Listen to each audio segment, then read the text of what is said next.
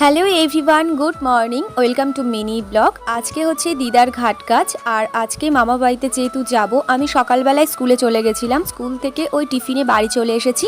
আসার পর এখন আমি মা দুজন মিলে রেডি হয়ে গেছি। বোন বাবা যাবে না, আমি আর মাই যাব আজকে।